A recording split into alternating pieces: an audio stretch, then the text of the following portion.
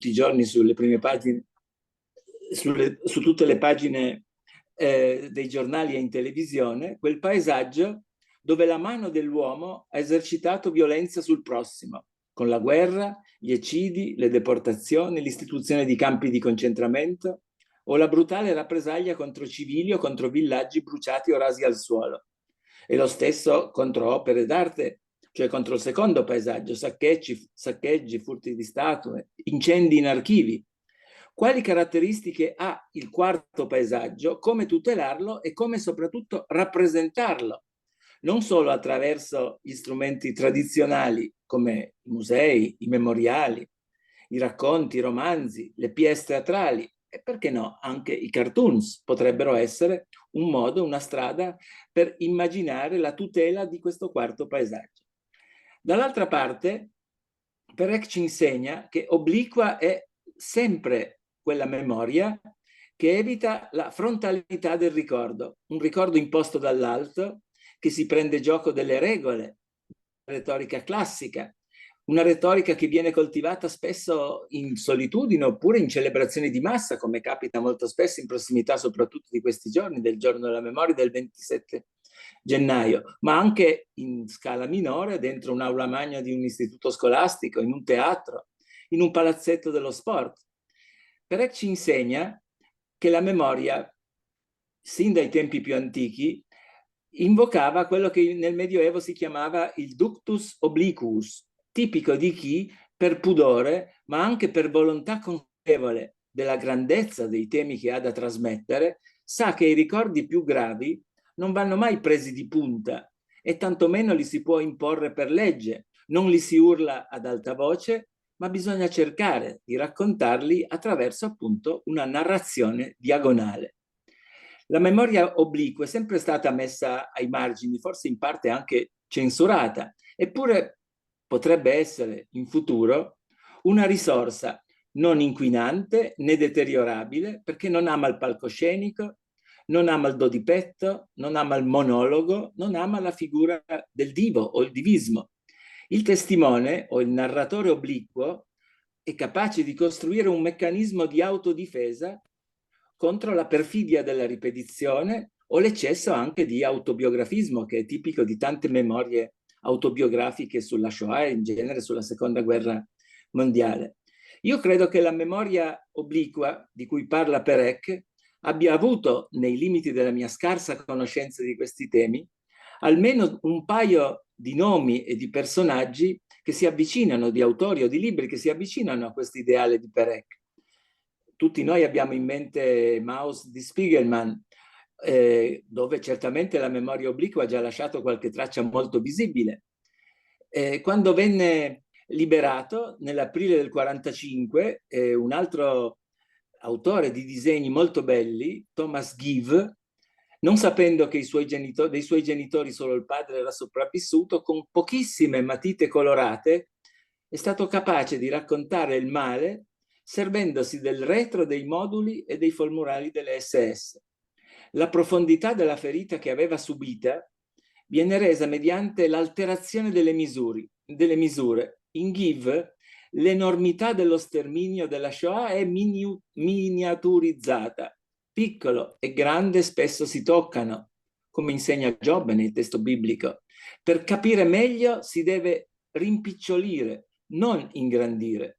L'urlo non può essere parte di una forma di testimonianza di questo genere.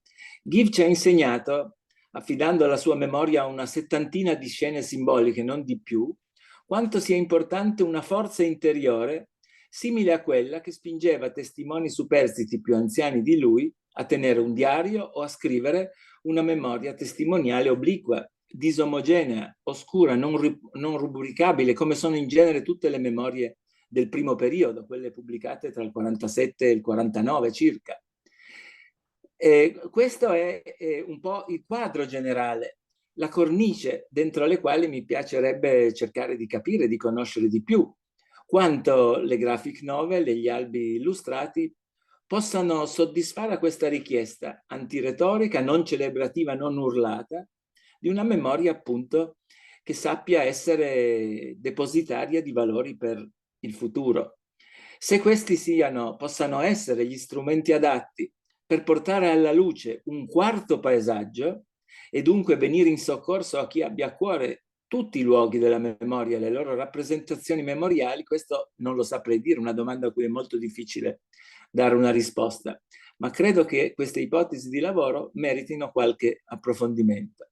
Sono sicuramente convinto, infine, che per definizione, per la sua natura promiscua, il fumetto o la graphic novel sia una via importante per la vittoria della memoria obliqua e la sconfitta di ogni memoria celebrativa e retorica. Vi ringrazio.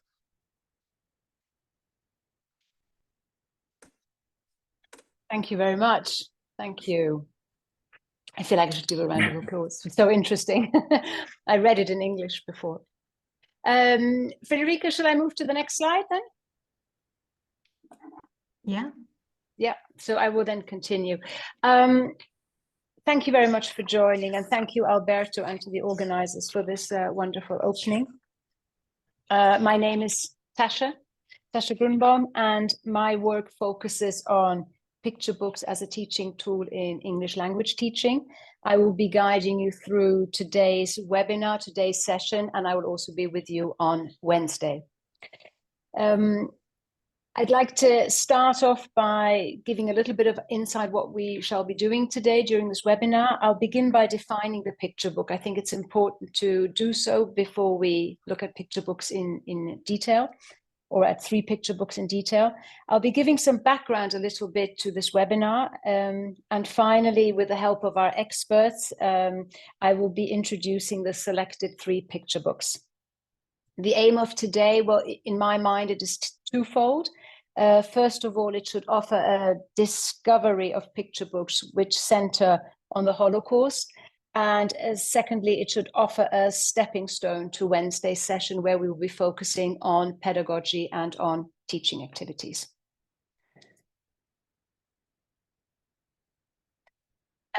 So I'd like to begin by defining the picture book, as I mentioned. So I've got a few picture books here. As you can see, these are the ones we'll be working with. I've got the hardcover edition. We can see the dust jacket. And often you will also see, let me see if this one has got end papers.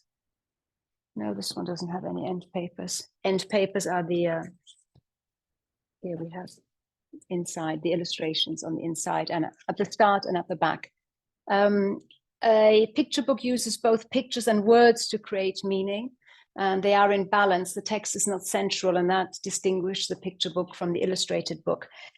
The words tell, and these are 2 different modes. So the pictures show and the words tell, and these are 2 different modes of communication.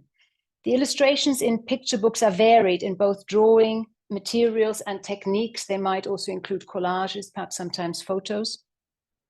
Picture books introduce children to English in a natural and authentic way, and I think this is really this point is really important for the field of English language teaching, as the language is not sequenced or graded. So we're not looking at picture books where the language has been modified to suit a certain level of language learner.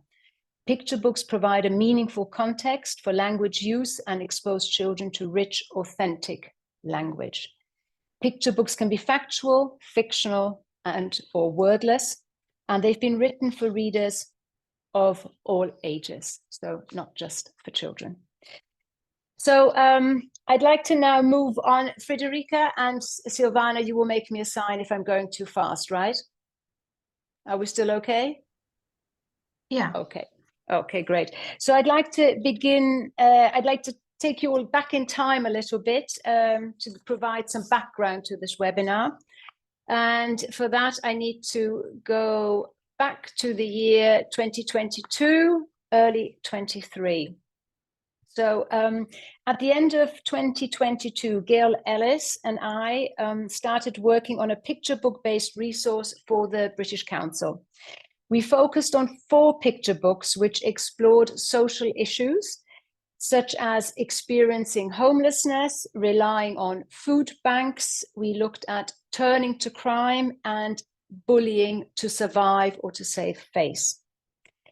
Now, exploring social issues by means of picture books moves beyond the themes that are usually in course books for language courses. And also it moves beyond picture books like The Very Hungry Caterpillar. We wrote that picture books allow pupils to explore a social issue from a distance, first by raising awareness, and then by developing understanding, and then by moving towards informed involvement. So this was one of our key justification for using picture books, which focused on exploring these themes of. Despite the seriousness of the topic, the selected picture books include a strong verbal or visual message of hope and illustrate the importance of individuals and the community showing kindness and taking action. So that was also very key for us, this message of hope and community support to make a difference, to achieve change. And finally, the picture books thus offer a suitable stepping stone to raise awareness amongst learners and develop an emotional connection to the issue addressed in the picture books. Those were our 3 key points for justifying the use of picture books and the picture book choices we made. So I need to go to the next slide. When working on this British Council project, Gail and I worked with story-based methodology. We connected to sustainable development goals, and our lessons were embedded in a children's right perspective. The 3 P's: protection, provision, participation. At one point, we moved, our discussions moved slightly away from food banks and poverty, and we started to discuss other global and social issues, such as discrimination, racism, antisemitism, and xenophobia. And this discussion coincided with me coming across one of the picture books that is included in this webinar today, which is Alte Sachen, Old Things. And this is the first time I read a picture book that centered on Jewish life during the Holocaust and remembrance. So I wondered what place this picture book could have in English language teaching.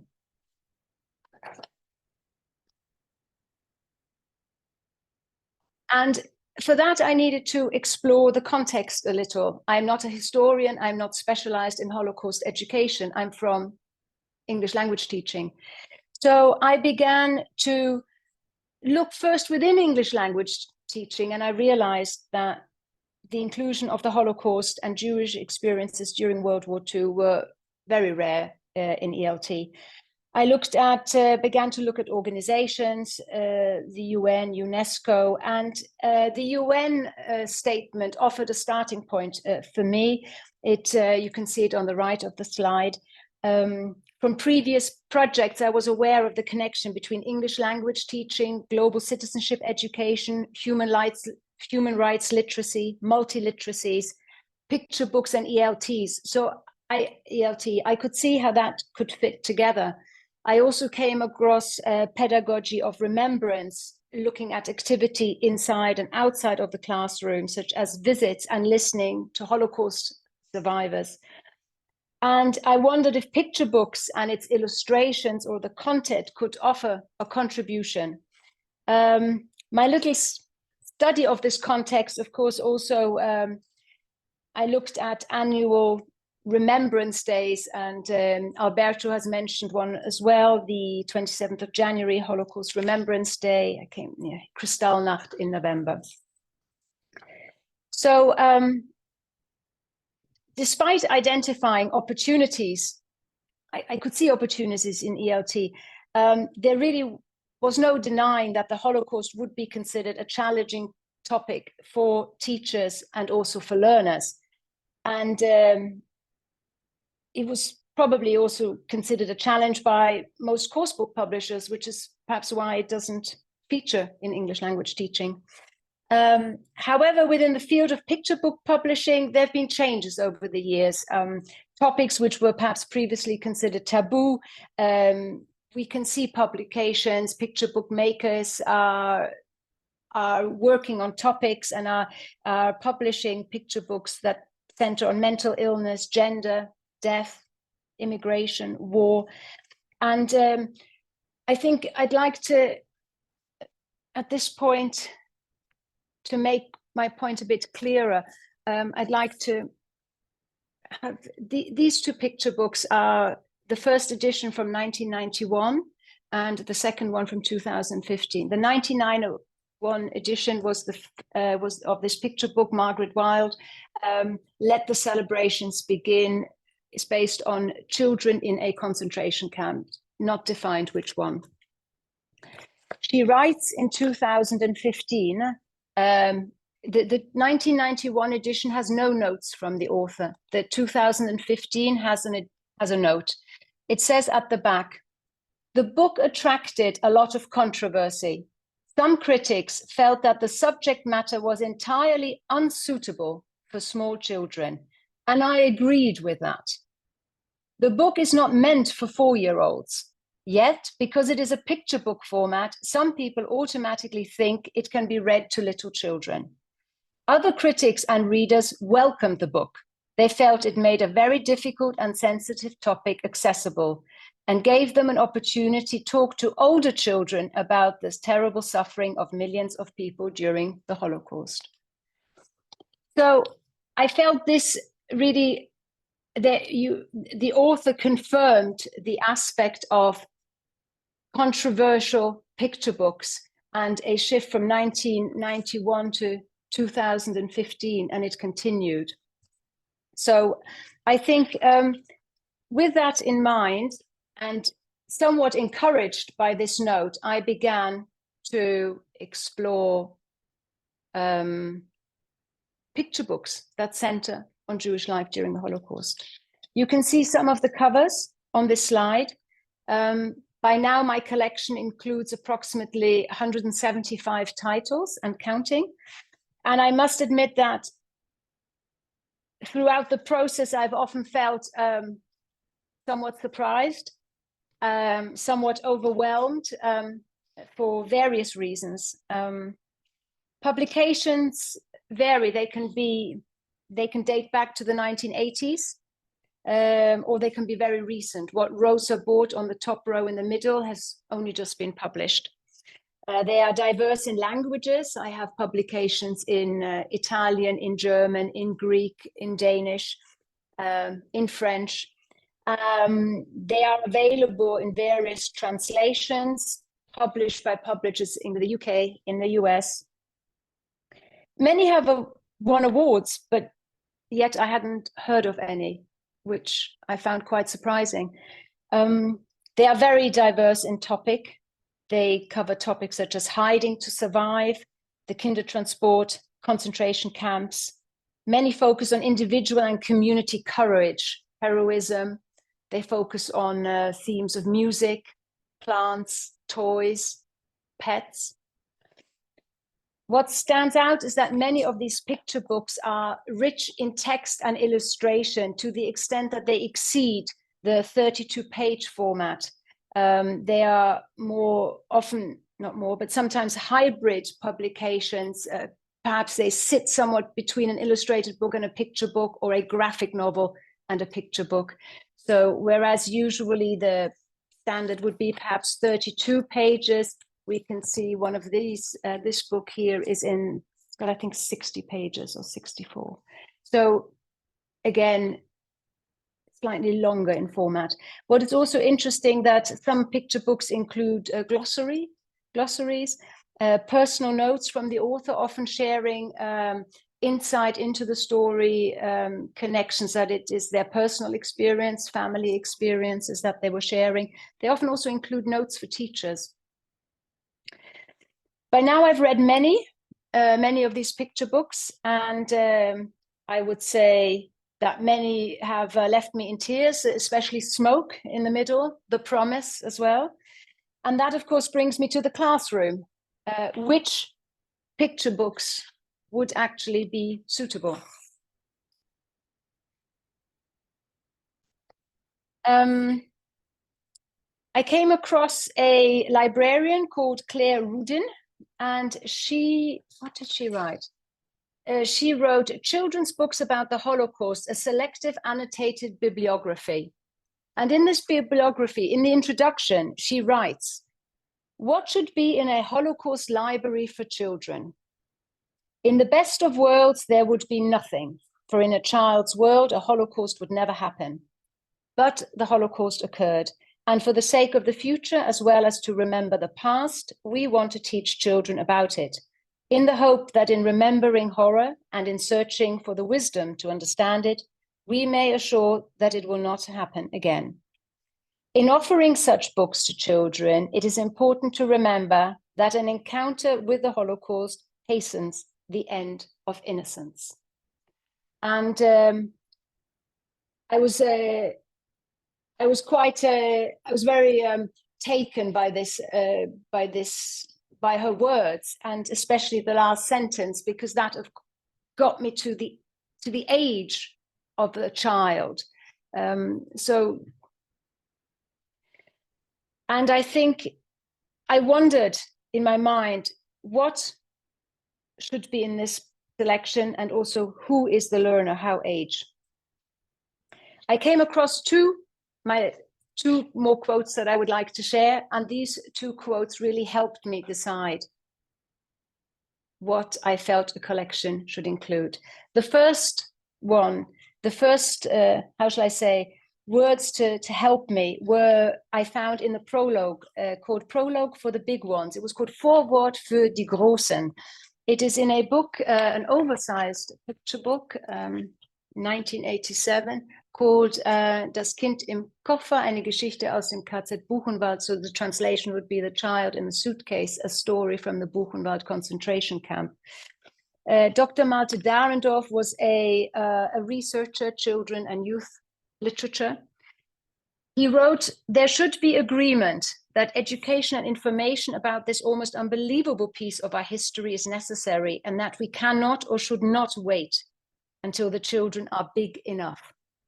Because what does that mean? Where is the limit?" He goes on to explain that a good way of clarifying things is to tell things, tell them authentically from your own experience, connecting to stories from Holocaust survivor, visits to memorials, but also mentions that, of course, that if that is not possible, literature can offer to fill this gap. It gave me an idea about the age of the child, but it wasn't very precise. But I could understand the point that he was trying to make. When is too young, when is too old. The next and final quote is actually oddly an epilogue. So this was at the end of the picture book, the end of Judith and Lisa, another German picture book, published 1988. This is actually considered the first picture book in Germany centering on Jewish life during the Holocaust. Antoinette Becker, she didn't write this book. She is a German-French writer. She added her thoughts at the end. She shared her own experiences.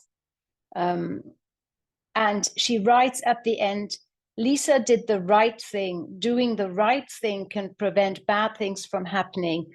You should not be afraid to do the right thing." It reminded me of a quote by Miep Gies, the lady who helped hide Anne Frank. One of her quotes said that, well, she has many quotes, but in one of them she writes that even an ordinary secretary or a housewife or a teenager can, within their own small ways, turn on a small light in a dark room. She says, "We did our duty as human beings, helping people in need." So I decided, after reading and after this journey, I decided that I wanted to focus on picture books with a clear message of hope and examples of courage, which would be suitable for the older primary learner and the lower secondary learner. So that is what my collection would be focusing on. And I hope you found this little journey of interest, taking you back in time so you could see the background of today's webinar. And now, without further ado, I would like to introduce you to the first picture book of are three for today, which I feel fulfill the criteria that I have set for myself for this collection. So, and here we go. So the first picture book that I would like to introduce is called The Little Boy's Star, an allegory of the Holocaust. It was first published in French in 2003, Le Petit Garçon Étoile. It is available in many languages, as you can see, and the English edition was published in 2006. Now, the author of this book, Rachel Hausvater, I believe she's in the audience today, I think. Thank you for joining. Thank you for this book. And she's an award-winning youth author. And I was in touch with her over email, and she mentioned that she's written more than 40 books, and that this book she is the most proud of.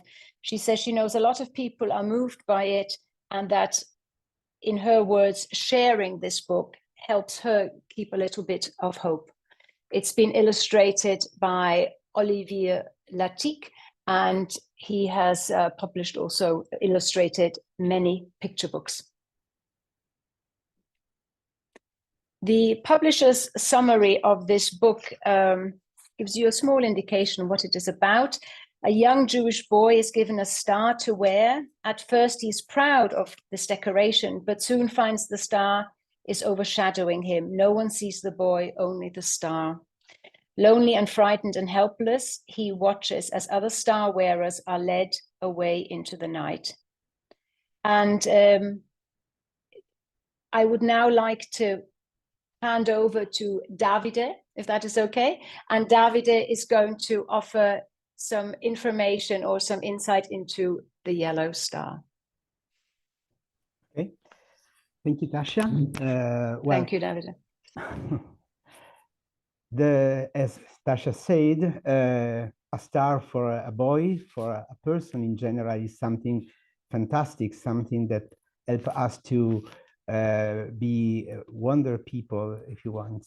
But during the Second World War, and even before, the yellow badge, the Star of David, become a badge of discrimination and of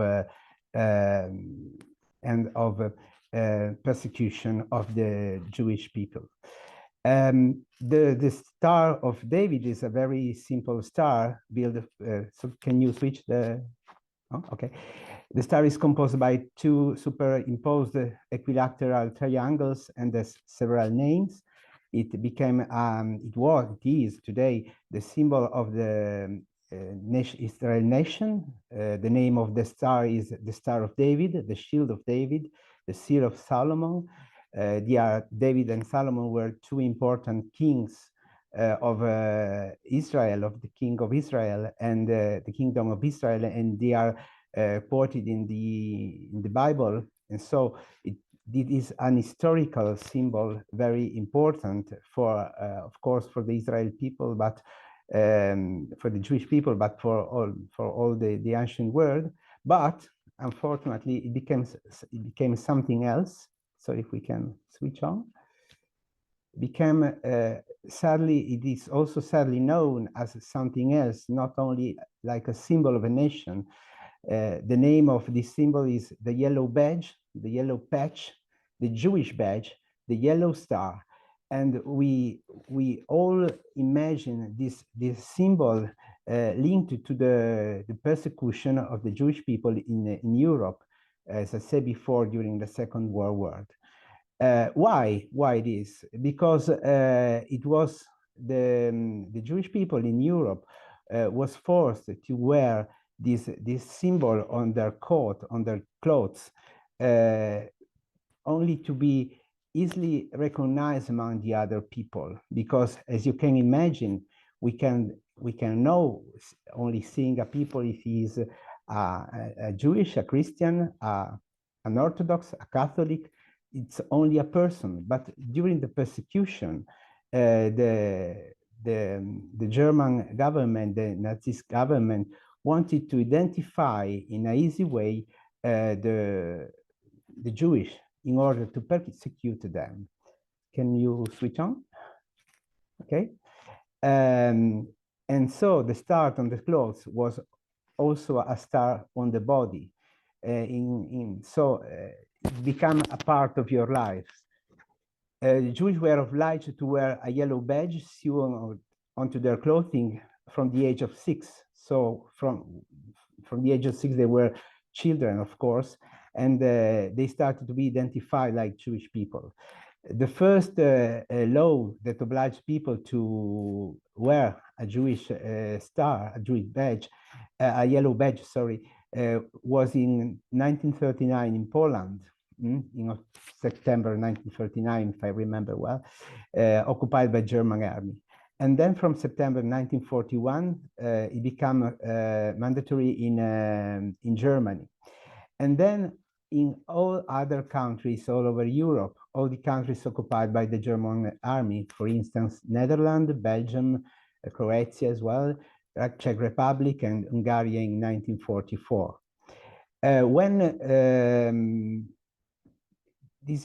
was important to identify the Jewish, but with particular goal, a particular meaning.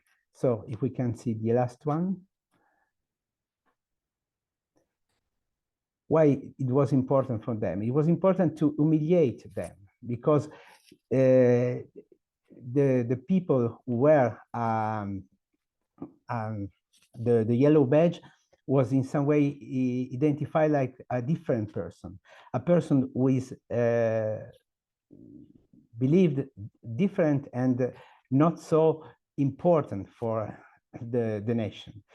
But it was important also to control people. In fact, all the people that wear the yellow clothes were immediately identified by the policemen, by the army, by the soldiers, and they can be easily persecuted for that.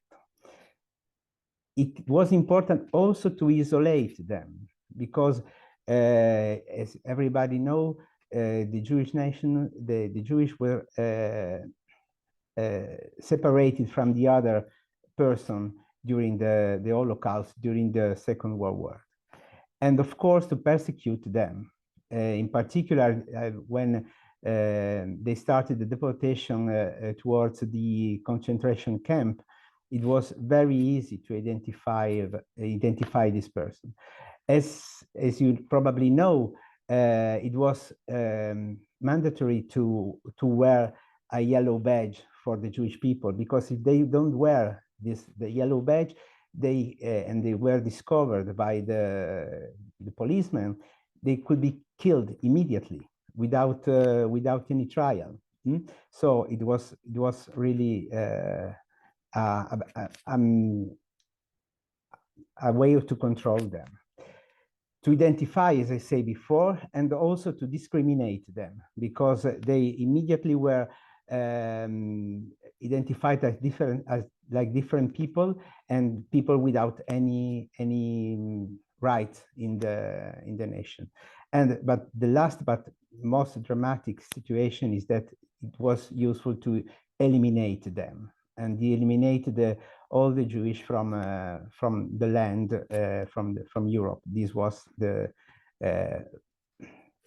full meaning, full idea of Hitler and or the Nazi Nazist government.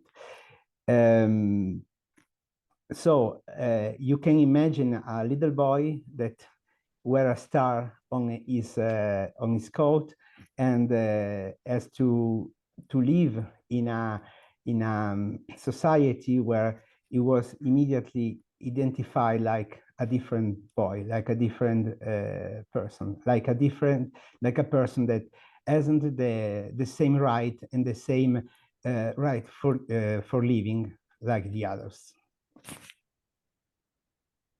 Okay. Thank you, Davide. Thank you very much for this contribution. You're welcome. Thank you. I'll now move on to looking at a few of the few of the spreads. From each picture book, I have taken three spreads, and I've tried to take whatever the publisher has made available. Now, this picture book this is actually the spread that you are seeing now is the opening spread of the little boy's star.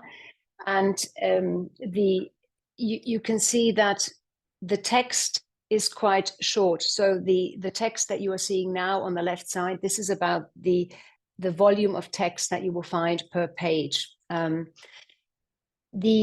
an interview with a French paper, I read an interview with the author. It was Le Journal du Dimanche, and it was, I don't know what year was it, in 2014. She was asked, why is there so little text in this picture book? And from what I understood, she replied that she wanted to say, well, everything and nothing, and she wanted words that were delicate and touching, and that there was a possibility of the interaction of the illustrations and the text.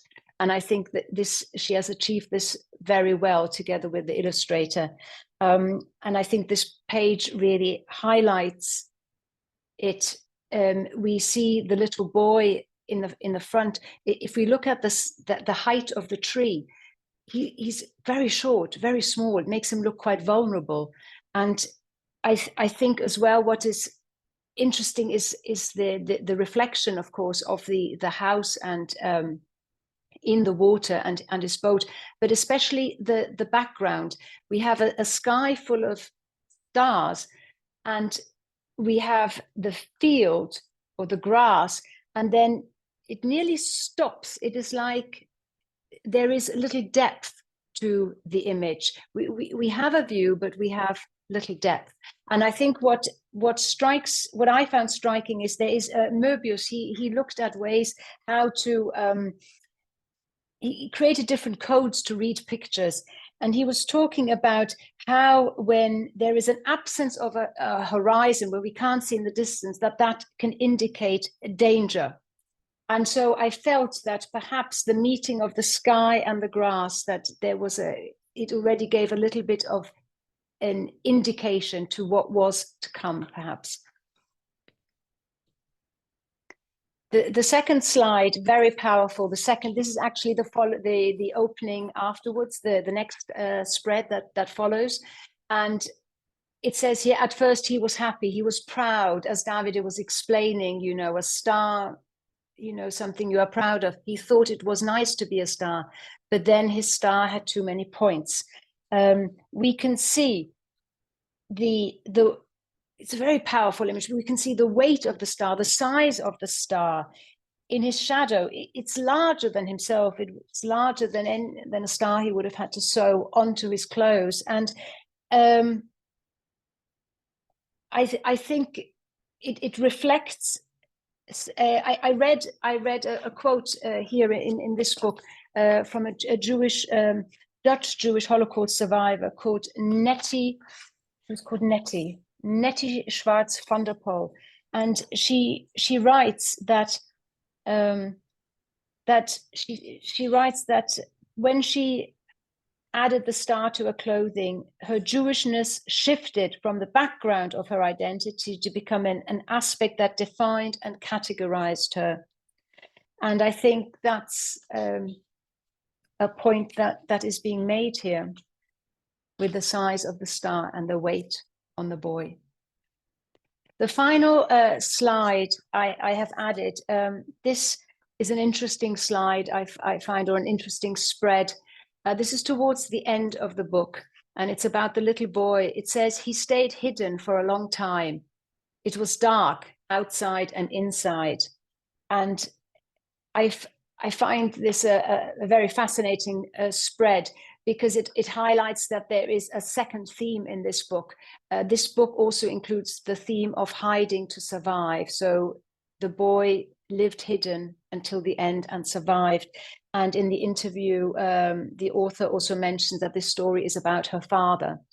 I think what we can also see is the difference between words and illustration. It was dark outside and inside, whereas if we look at the picture, it is actually light. What we have here compared to the first spread that I showed. And I hope you can perhaps now understand what I was meaning. We have depth. So we have the trees right in the front, powerful, protective, but we can see far to the back. So there is a future that lies ahead. And I think this is a very powerful page. And I hope you like this book. We'll be speaking more about this on Wednesday, of course. And so these were the 3 spreads that I wanted to share from The Little Boy's Star, an allegory of the Holocaust. I'll now move on. I don't know how to do a gentle transition to the next book, but I will just have to go to the next one. The next one is very different. It is called Nikki and Vera. It was published in 2021 by Norton Young Readers. Original language is English, and meanwhile published in a number of different languages. It's won quite a number of awards, and it has been written and illustrated by Peter Sis, originally from the Czech Republic or Czechoslovakia in those days. And he is an award-winning illustrator, author, and filmmaker. And he lives in New York nowadays and has written this award-winning publication. The publisher summary tells us that in December 1938, a young Englishman cancelled a ski vacation and went instead to Prague to help the hundreds of thousands of refugees from the Nazis who were crowded into the city. Nicholas Winton took names and photographs from parents desperate to get their children out of danger. He raised money and found foster families and arranged travel. Now, the transportation that we are talking about here, when he talks about he organized transportation, with this he's referring to the Kindertransport, which were organized to rescue Jewish children without their parents, and in this case by train from Prague to London. And in order to add some historical context to this picture book, I would now like to hand over to Emma. Thank you for the introduction, Tatia, and good evening, or yes, good evening, I suppose, for most people. To everybody. Good evening. I'm so pleased that you could join us this evening. Just a little bit of information really in terms of my professional context, which might help a little because I'm teaching in England.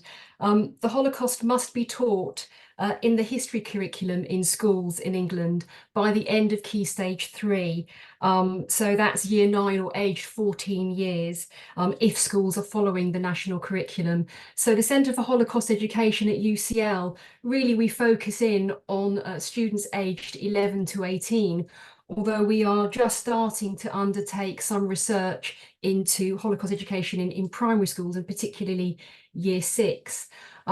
So when Tatia asked me to talk a little bit about the history of Nikki and Vera and the Kindertransport, I was most pleased to take up that opportunity, so thank you. So could we go to the first slide? And there are just 2 slides that I want to talk about. So this is the first slide. It's actually a still from a film extract of 2 episodes in a television programme called That's Life.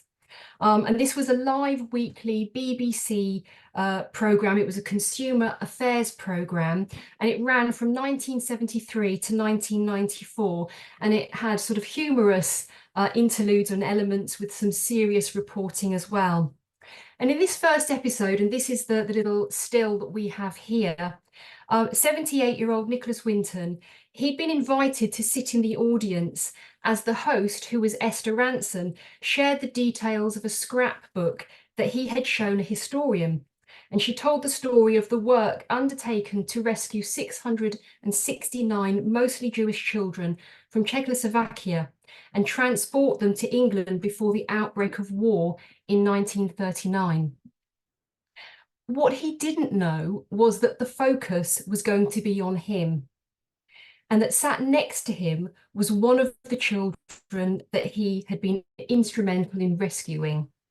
It was an emotional reunion almost 50 years later, and this was Vera Gissing, and you can see her in this photograph, or this still, holding Nikki, as he was known, Nikki's hand. The following week, he returned for another episode to sit in the audience, and whilst a little bit more prepared for a further development in the story, he was still completely surprised when several rows of people stood up when Esther Ranson asked if there was anyone else in the audience who had been rescued by Nicholas Winton. In fact, the historian that he'd shown the scrapbook to, Dr. Elizabeth Maxwell, had managed to contact many of those now grown children, and they were sat in the audience.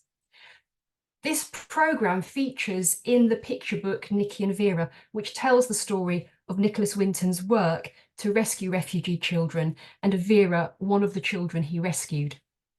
So we go to the second and my last slide. Thank you, Tasha. So we're going to go back in time now. And this is here, Nicky, as he was known, aged 29. This is a still from another film taken actually on January the 11th, 1939. It's actually at an airport in Prague, and it's Jewish children preparing to board a plane for London, organised by the Barbican Mission to the Jews. And here, Nicholas Winton was actually helping. But he was actually to go on later to become instrumental in organising the transport of 669 refugee children from Czechoslovakia to the UK. So in January 1939, he visited Prague. He'd actually, as we've already heard, booked a 2-week holiday and had planned to go to Switzerland with a friend, Martin Blake. Martin was a teacher who was taking a school group to go skiing, and Nicky was going to go with him. Instead, Martin went to Prague to help with the developing refugee problem and asked Nicky to travel there too. And so Nicky changed his plans and arrived in Prague on New Year's Day. With Hitler becoming Chancellor in 1933, the situation for many groups, including Jews in continental Europe, had become perilous over time. In March 1938, Austria was annexed into Greater Germany, and after the Munich Agreement of September 1938, Germany annexed the Sudetenland, the region bordering Germany and Austria inside Czechoslovakia. Many of those already persecuted by the Nazi regime fled into the centre of Czechoslovakia. These were political opponents, communists, social democrats, Roma, and of course, Jewish families. Camps for displaced people were set up around Prague, and so Nicky was arriving and then seeing these camps. Seeing the terrible circumstances of Jewish families, Nicholas Winton then returned to London and arranged to bring child refugees to England. He worked with the British Committee for Refugees from Czechoslovakia, with Doreen Warriner, Martin Blake, Trevor Chadwick, volunteers in London and his mother, all of whom he credited. Winton secured the rescue of 669 children between March to September 1939, and he used the British Kinder Transport Scheme to do it. So what was this? Well, it was introduced after the November pogrom, so that's the 9th and the 10th of November 1938. This was a period of violence against Jews in Greater Germany. There was a public outcry in Britain at this time that something should be done to help persecuted Jews. And after debating the refugee crisis and situation in the House of Commons, there was a public announcement of a scheme to allow refugee children to come to Britain without a requirement for a visa. So around 10,000 children were transported to the UK, mainly from Germany, Austria and Czechoslovakia, with a small number from Poland, between December 1938 to September 1939. It was financed and organised by non-government organisations and volunteers. A £50 guarantee had to be paid to the British government for any costs that they might incur. So this was about £3,500 today, about €4,000 in today's money. Applicants had to be 16 or under. It was initially 17, but from early on, it changed to 16 as applicants were turning 18 and they had to be under 18 to be allowed in. So this raises a particular issue. They were unaccompanied children, or unaccompanied by their parents. The parents were left behind and families were separated. So one thing that I would highlight really is that depending on your student's age, you might want to have an age-appropriate conversation or discussion about this particular issue. Indeed, this history is very complex, and the picture book here we have could be a jumping off point, a way to introduce all kinds of conversations about the loss of religious and cultural identity, the loss of language in some cases as well, as children were separated from their parents at a very young age. With the outbreak of war on the 1st of September 1939, Winton could do no more. He went on to serve during the war and later to live a full life. The work he had done wasn't well known until many years after the war, in fact in 1988 with that programme we just saw. After this, he was acknowledged for his work and was knighted in 2003 for services to humanity. He died in 2015, aged 106. That's a very brief overview, but I hope that our brief time together will encourage you to explore this history further. Thank you, Tatia. Oh, wonderful. Thank you, Emma. Thank you so much. It's also a great starting point for me. Your end offers a good start for me for the first spread that I would like to share. The spread that I'm sharing now is Vera arriving alone. As Emma mentioned, unaccompanied, she arrives alone at Liverpool Street Station. The editor said in an interview this was his favorite spread, and it therefore also became the cover, or not therefore, but perhaps he made it happen that it became the cover. What stands out is Vera and how Peter Sis, the illustrator and author of this book, has managed to, that we can see her childhood within her. So she loved cats, she loved horses, we can see her parents within her. So she travels with her childhood and arrives in London at Liverpool Street Station. We see here this spread. It is unframed, so it means it's no bleed. There is no frame around it on the page. It goes to the end, the side of the page, fully covered, and that allows us to basically, the reader can immerse themselves in the picture. We also have some distance. We can see Big Ben at the end, and we can see somebody, a small person at the end. Discussions who this might be. In fact, it is the woman coming to pick her up. She was late, and there she is arriving. All the other children had already been picked up. I'd just like to draw your attention to the lines at the top. Möbius, again, with his decoding and looking at pictures, looks at thin lines, considers them a sign of mobility, and angles as emotional upheaval, emotional unrest. And here we can see both. So it is no doubt a combination of what Vera is experiencing upon arrival. The next slide I'd like to share shows a spread, trains, and Peter says in his interview, in an interview, he explains the importance of trains during the Second World War. In this case, a train to bring children to safety. Again, there is no border. It uses the whole page. This is a very significant page. Unlike we normally read from left to right, this goes from right to left. We have Czechoslovakia on the right side. In the middle, we have England on the left side. So the train bringing the children to safety, moving from right to left. And he explains that that is how he sees it, because that's how the countries are on the map. The train borders nearly the sides of the page. And Molly Bang, who has written an excellent book called Picture This, she explains that when the objects are very close to the side of the page, that indicates tension. Furthermore, she looks at how a page can be divided into an upper half and a lower half, one which expresses happiness and sadness, and the other one sadness. So we've got happiness and freedom, sadness and threat, and we can see the train crossing through both halves of the page. And I think that perhaps also is represented in how the children, what they were feeling, what they were experiencing, what they were thinking. He mentioned that he read accounts of children. Some were perhaps even excited. They thought they would become a famous footballer or a princess upon arrival.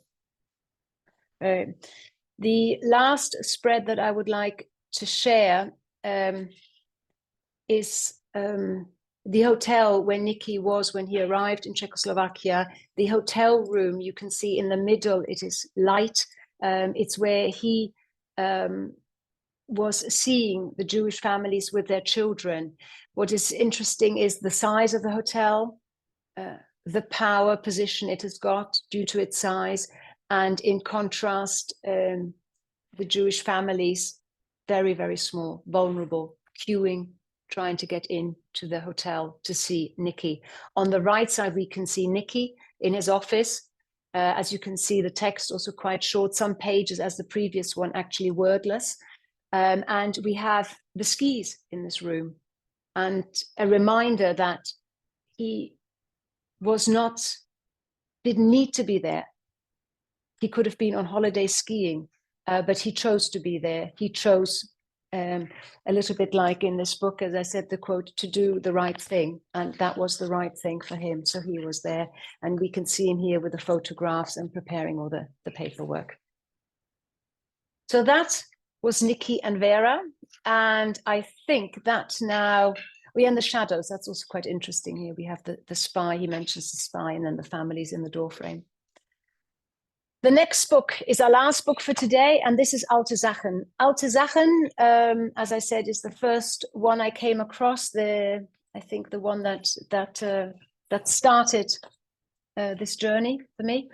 Written by Ziggy Hanor, illustrated by Benjamin Phillips, published in 2020 by Cicada Books. Ziggy Hanor is the author. She's also the owner and founder of Cicada Books. And it's been translated. It was originally published in English, translated into German and Italian by now. And it's also been, I think last year it was shortlisted for the Medal of Illustration. What is interesting is that Ziggy's based in England, and she was asked in an interview, why is this story based in New York, which it is. I'll just already share that. And she says that she grew up in New York, in New Jersey, actually, and she explains that when growing up, all her childhood memories took place in New York, and she considers New York to be a place where all cultures and peoples can meet and mix without judgment, a place where anything is possible. So that was an interesting quote to share about Ziggy.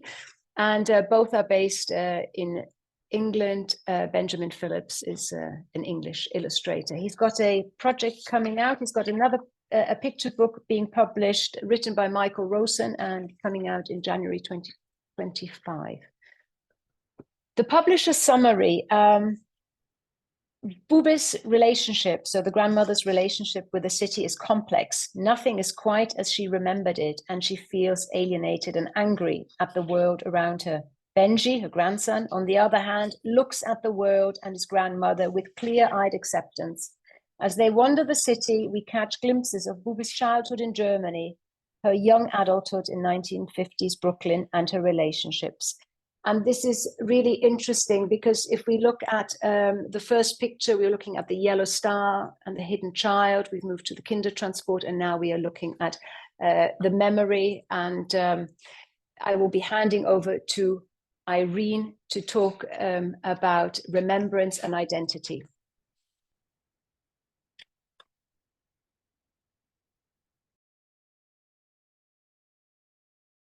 Eirene, your microphone. Thank you, Tasha, for your introduction, and good evening to everyone. I start with my presentation about Alte Sachen, All Things. Throughout the course of time, the Shoah has become a field of multidisciplinary investigation. Sociologists, anthropologists, theologians, storytellers, artists, and film and theater directors have tried to represent the unrepresentable. Among the various forms used to narrate the event of the Shoah is that of the comic strip, the picture book, or the graphic novel. To begin with, I think it is useful to recall the exemplary case of Art Spiegelman's famous mouse. Spiegelman is among the first to tell the story of his father, who survived the Shoah, in a graphic novel. As with Mouse in the picture book I'm going to discuss, we can follow a generational exchange between first, second, and third generation witnesses, and we start with a specific question: to whom does the past belong? We can say that this exchange lies at the core of the story written by Ziggy Hanhor and illustrated by Benjamin Phillips, titled Alte Sachen, All Things, translated into Italian as Certe cose non cambiano mai, and published by Einaudi Ragazzi Comics in 2022. An aspect that catches our attention is the original title, which make us realize that the author intends to bring back to the present a linguistic word considered to be in the past, Yiddish. Alte Sachen in Yiddish means all things. More precisely, it recalls to the still existing cultural phenomenon of recycling Alte Sachen. The past of two main characters of the story, Grandma Rosa and her grandson Benji, who, still using Yiddish, calls her Bube, is revealed to us a little at a time. The story is set in a New York City, easily recognizable to readers. Drawn with the most cinematographic strokes by Phillips, it serves as a backdrop to the day of Grandma Rosa and her grandson Benji. Busy with shopping for Friday's dinner, the two of them travel around the city. The reader can see them portrayed on the subways, in shops, in a taxi, and laying in a park on the Upper West Side, while Bube's memories emerge. The illustrator chose to keep the colors dull, with tones ranging from black and white to sepia for the present, and more vivid colors for when Bube goes back to her past life and retraces the year of his youth that preceded those of persecution and deportation. And it is precisely through her memories that the central theme of the entire narrative, which is precisely memory, is explored. The ongoing exchange with her grandson offers the readers the opportunity to also learn about another theme: intergenerational exchange and the transmission of Jewish identity from the one generation to the next. Bube and Benji at first seem very distant, and above all, it seems that neither of them can fully understand the other. However, as the story progresses, we see how, together, they manage to make this journey into the past. But it is difficult for Bube. Although physically together, Bube is in fact not yet ready for her grandson to join her past, and repeatedly scolds him. You don't know anything at all, not even what it means to be Jewish.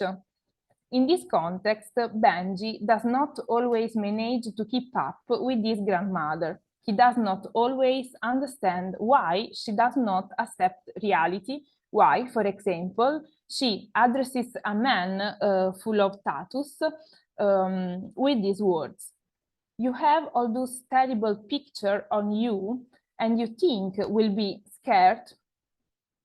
In this panel illustration, not only the reference of the Shoah and the tattoos engraved on the arms of prisoners is evident, but also all the pain that the grandmother feels thinking back to those years, unable at the same time to understand the changes affecting the present. Through their shopping trips, this is not the only occasion when Bube becomes angry.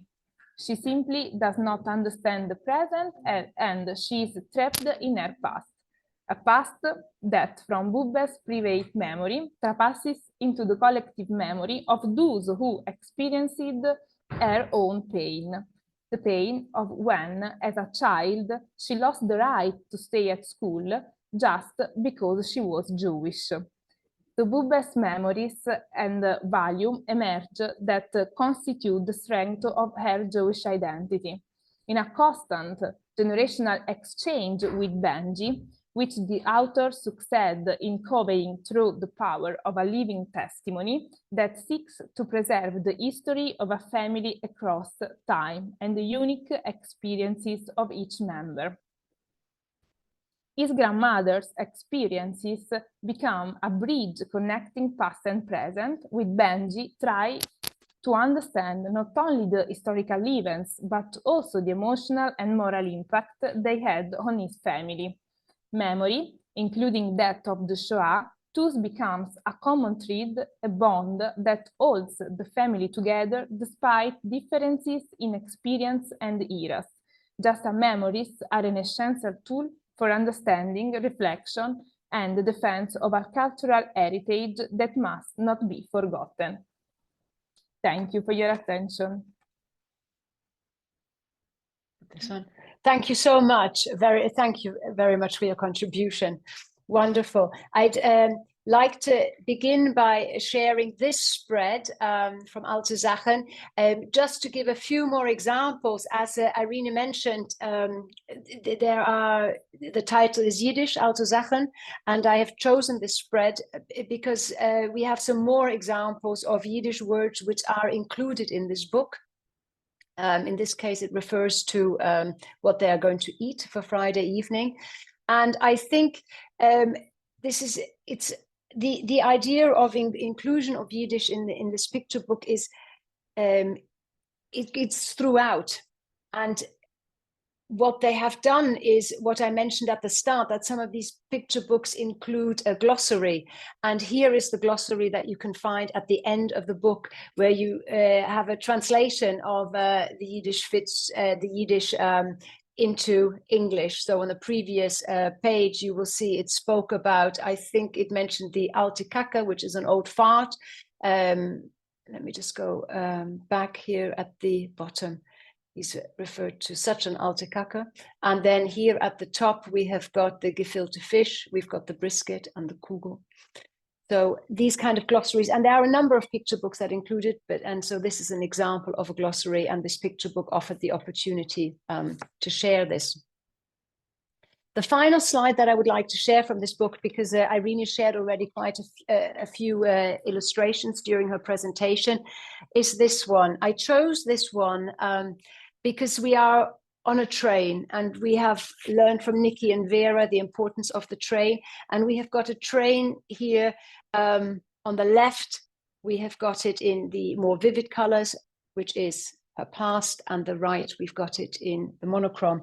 And I was in touch at one point with the illustrator Benjamin Phillips, and he explained to me, so I'm just going to quote him now. He said, "All the present day images are produced in monochrome and the flashback scenes are in color. This is to represent that the grandmother's memories are somehow more vivid and powerful than the current day world that she finds herself in. Her experience have shaped her into the woman she is today, and she now feels somewhat detached and can't relate to New York and its people."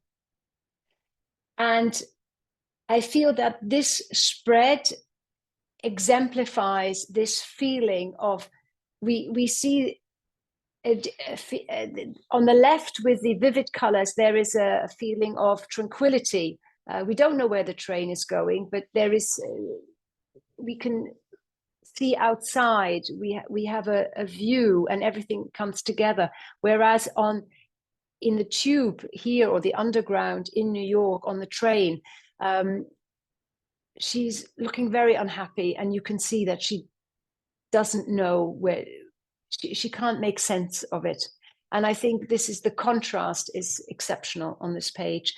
And like in many other of like in some of the other picture books that I have chosen for today's session, this is a wordless spread.